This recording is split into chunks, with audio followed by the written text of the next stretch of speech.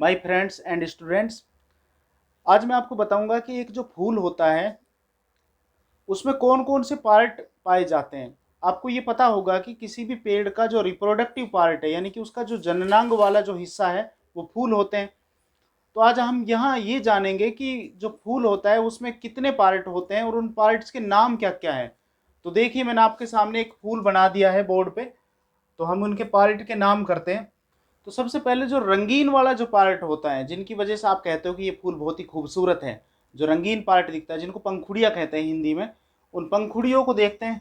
तो ये पंखुड़ियाँ है आपके सामने, इनको कहते हैं पेटल्स।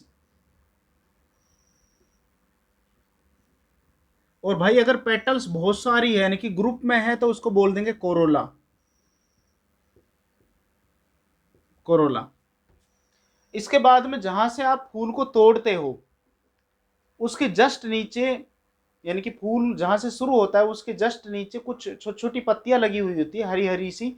और उनको हम बोलते हैं सेपल्स। जैसे कि इस जो ये फूल है इसमें यहाँ पर ये लगी हुई है। बेसिकली यहाँ पर एक देखी होगी आपने, लेकिन ये कई जो फूल होते हैं उसमें एक से ज़्यादा भी होती है। जैसे कि यहाँ पर एक एक है यहाँ पर, तो इनको क्या बोलेंगे? सेपल्स।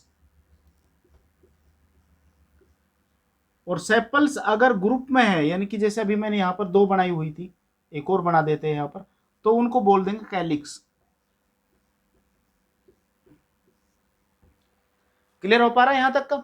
इसके बाद में आप देखते हैं कि ये जो फूला हुआ जो पार्ट है बीच में, जो फूल के बीच में, इनको बोलते हैं ओवेरी, यानी कि हिंदी में अंडाशय कहते हैं इसको। क्योंकि इसके अंदर एग होते हैं, ये जो बीज जैसे दिखा रखे हैं ये एग है। एग को ओवुल भी कहते हैं। इसके बाद में जो ये ऊपर वाला जो हिस्सा है इसका, इसको स्टिग्मा कहते हैं। और ये फीमेल पार्ट है, इस मतलब किसी भी जो फूल होता है उसका ये फीमेल पार्ट है। स्टिग्मा है या ये जो ओवेरी है या जो एग है, ये फीमेल पार्ट में आते हैं उसके में। और ये जो बीच में जो ट्यूब बच गई, यानी कि स्टिग्मा से जस्ट नीचे जो ये ट्यूब है, जो ये, इसको बोलते हैं हम स्टाइल। और स्टिग्मा, स्टाइल और ओवेरी, अगर हम इन तीनों को मिलाकर पढ़ें, इन तीनों को पढ़ा जाए तो ये बोलेंगे कार्पेल। इनको कार्पेल कहते हैं। कार्पेल का मतलब क्या हुआ? स्टिग्मा, स्टाइल और ओवेरी, इन तीनों को मिलाकर बोलेंगे कार्पेल। इसके बाद में फिर आपने और छोटी छोटी कुछ डंडिया सी खड़ी हुई देखी होगी फूल में। इसका ऊपर वाला जो पार्ट है ये एंथर कहलाता है। और एंथर वो स्ट्रक्चर है जहां पर पोलन्स लगते हैं, यानी कि जो परागकण होते हैं ना, वो इस पर लगे हुए होते हैं। इन्हीं की वजह से तो आप पहचानते हो कि कौन सा फूल मेल है और कौन सा फीमेल है। दोनों तरह के फूल होते हैं, मेल भी होते हैं और फीमेल भी होते हैं। तो पहचान क्या करोगे? मेल फूल कौन सा होगा? मेल वो होगा जिन पर पोलन्स लगे हुए हैं। जब आप किसी भी फूल को छूते हो तो उस पर एक सफ़ेद कलर का या येलो कलर का थोड़ा सा पाउडर सा लग जाता है, वो पोलन्स होता है जो ऊपर पाया जाता है, इन पर, एंथर के ऊपर। ये मेल पार्ट होता है उसका। जैसे मनुष्य में जो शुक्राणु होते हैं वो मेल पार्ट है, और जो एग होते हैं, अंडाणु कहते हैं जिनको, वो फीमेल पार्ट है। इसी तरीके से फूल में जो पोलन्स होते हैं वो मेल पार्ट है, और जो एग होते हैं वो फीमेल है इसके। स्टिग्मा और स्टाइल और ओवेरी फीमेल है, तो इनको टेक्निकल लैंग्वेज में गाइनोसियम कह देते हैं।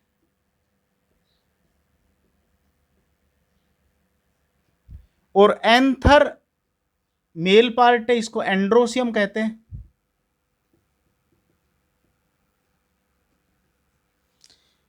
एंथर के जस्ट नीचे जो ये ट्यूब है, जो ये पतली बिल्कुल छोटी सी नली सी होती है, इसको हम बोलते हैं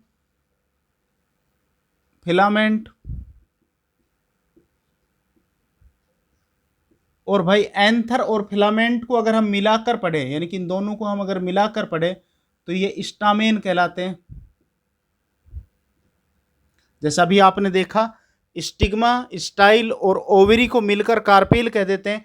इसी तरीके से एंथर और फिलामेंट आपस में मिलकर क्या कहलाते हैं? स्टामेन कहलाते हैं। क्लियर है यहाँ तक का?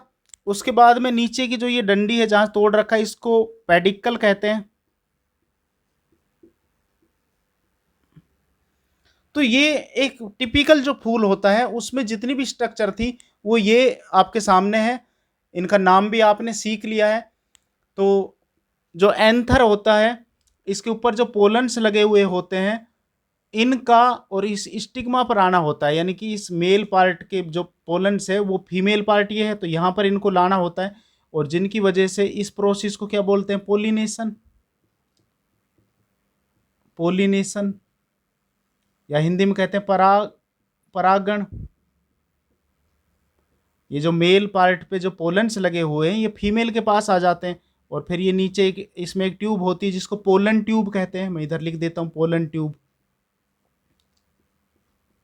पोलन ट्यूब है ये। और पोलन ट्यूब में से फिर वो अंदर जाकर और ये ओवरी में पहुंच जाते हैं, और उसके बाद में फिर वो स्ट्रक्चर बन जाती है जिसको सीड कहते हैं या बीज कहते हैं। फिर उसके बाद में फर्टिलाइजेशन होता है, और उसके बाद में कंप्लीट फ्रूट बनकर तैयार होता है। ये काम जो पोलिनेशन का जो काम है, परागण का काम है, ये हवा से भी हो सकता है, यानी कि जैसे हवा चलेगी तो आपस में हिलेंगे तो इसके साथ टच हो जाता है और इसके पोलन से वो ले लेते हैं। कीट भी कर देते हैं, मच्छर वगैरह या मक्खी वगैरह यहाँ पर बैठते हैं, उसके बाद उनके पंखों में लग गए होंगे या उनके पैरों में लग गए होंगे, फिर वो इस वाले हिस्से पर बैठते हैं। तो ये यहाँ पर ज़्यादातर किसी, अगर मान ली इस फूल के जो पोलन से वो यहाँ लिए और किसी दूसरी फूल के जो स्टिग्मा है उसमें चले जाते हैं, इसको क्रॉस पोलिनेशन कहते हैं। तो ये आपके सामने जो फूल होता है उसके पार्ट्स मैंने आपको बता दिए हैं। आई होप आपको पसंद आया होगा, तो मुझे कमेंट करके ज़रूर बताएं।